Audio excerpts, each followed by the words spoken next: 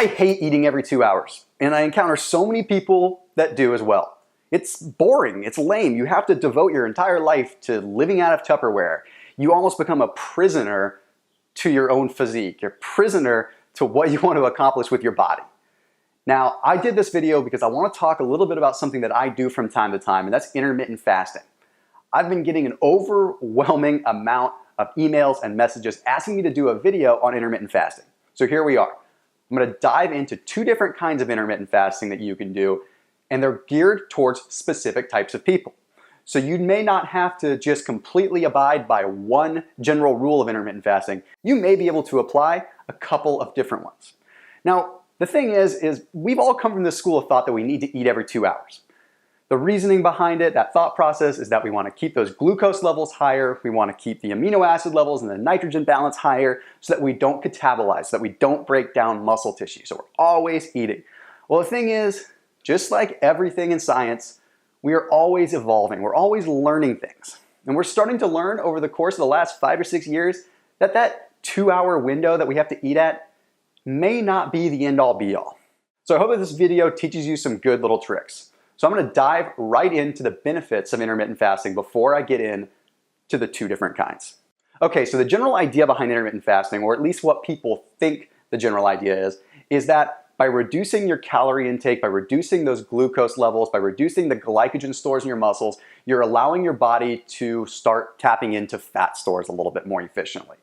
Well, that does make sense, but it only makes sense for a short amount of time. You see, your body isn't just magically going to start breaking down fat tissue. A lot of times your body's going to want to start breaking down muscle tissue and protein into basically what's called gluconeogenesis, which is a fancy way of saying protein breakdown into sugar. So it's not magical. It's not like you just stop eating and your body starts burning fat. Otherwise, there'd be a lot of people walking around that are ripped because a lot of us simply don't eat. Basically, the benefit of intermittent fasting more so comes from the secretion of human growth hormone. Now, I want to focus this video mostly on that HGH secretion because that is such a big component of intermittent fasting. Now, there are a multitude of different reasons why intermittent fasting is great and why it's great to do from time to time. But human growth hormone really seems to be the main one that applies to those that are trying to get in the best possible shape or at least live a nice, healthy lifestyle. So here we go. So let me tell you a little bit about human growth hormone and how it works.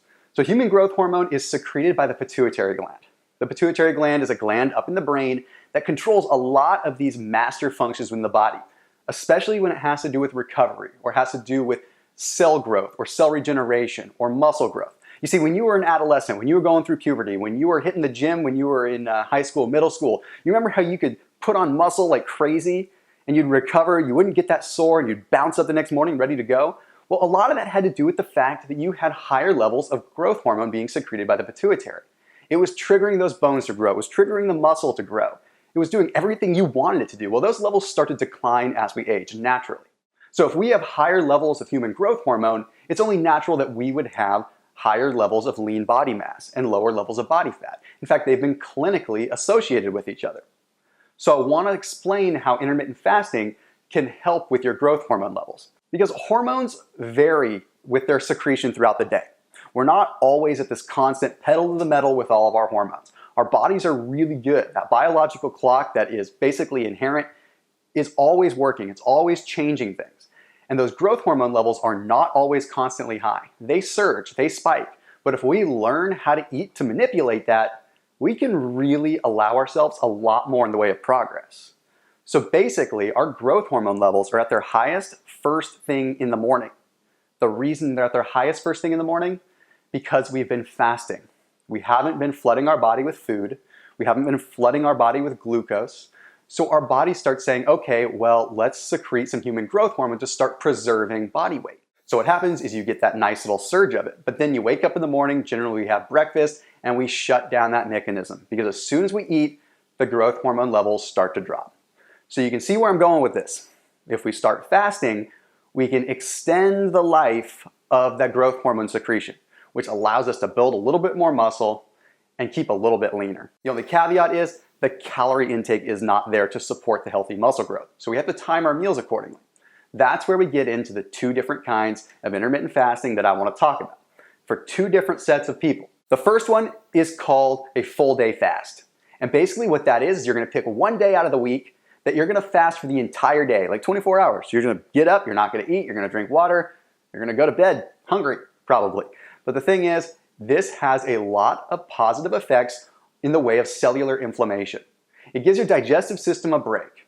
Now, it may not be for those that are trying to build copious amounts of muscle, but it's really good for those that are trying to stimulate recovery, trying to keep their bodies healthy, trying to give their digestive systems a break, and basically allowing the body to just relax, because digestion takes a lot of energy. But the other benefit out of this is you get that full additional 24-hour period where you've got an extra amount of growth hormone secretion. So this is great if you're not carrying a large amount of muscle mass, but you're trying to stay ripped, you're trying to stay lean, or you're trying to achieve a little bit of weight loss. This is the perfect plan for you. It's good for someone that is already an athlete. Because the thing is we have caloric needs, especially as athletes. So you don't want to constantly be fasting every single day. So pick one day out of the week that works really well for you and try a full day fast. Just keep the water intake high and make sure you're still working out as normal. Now, the other method is called a daily fast, and this is probably the one that you've heard of more likely. This is where you fast for like 16 to 18 hours and then you basically binge for like 6 or 8. Now, when I say binge, I don't mean you're eating cookies and crackers. You're trying to eat the right kind of foods. But this is something that you do every day. Now, you still get the benefits of the elevated human growth hormone levels, but not to the extent that you would get with a full day fast once a week. This daily fast allows you to capitalize more so on insulin levels. So basically what you're doing is you're reducing your caloric intake to pretty much nothing for a 16-hour period of time. Then you're likely going to want to go to the gym at the end of your fasting period. Then you're going to break your fast with your post-workout meal and eat for a few hours. So what you're doing is you're capitalizing a little bit on the elevated growth hormone levels, but you're also capitalizing on a high level of insulin sensitivity, which means when you do eat, your body's going to latch onto what you're eating and it's going to absorb it. It's going to likely allow you to recover a little bit better. Now, additionally, with a daily fast, it allows you to stay a little bit more focused throughout the day. This kind of program is great for business people. It's great for people that have busy lives that don't want to focus on eating every 2 hours. So it's something that you could do every single day, never really have to worry about eating those meals, and it allows you to really get that focus. Your body gets very focused, your mind gets very focused, and you can usually get a lot more work done in this kind of mode. However, if you're trying to get super ripped, it's probably not going to happen with this method, simply because the rebound effect when you do start eating is pretty intense, and it a lot of times keeps you from getting super lean.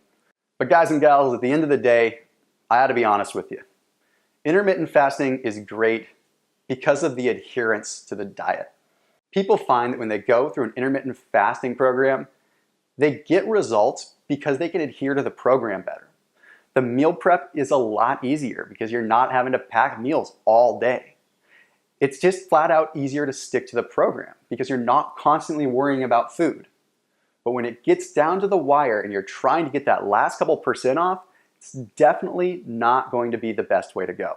So there you have it. If you're looking for a way that you can maintain muscle, keep those growth hormone levels high, and still be able to enjoy your life a little bit, which is really the ultimate balance, then checking into one of these intermittent fasting methods might be the best way for you. So as always, keep it locked in here on this channel, and I will see you in the next video. Let me know in the comment section below if you have any questions regarding intermittent fasting. See you soon.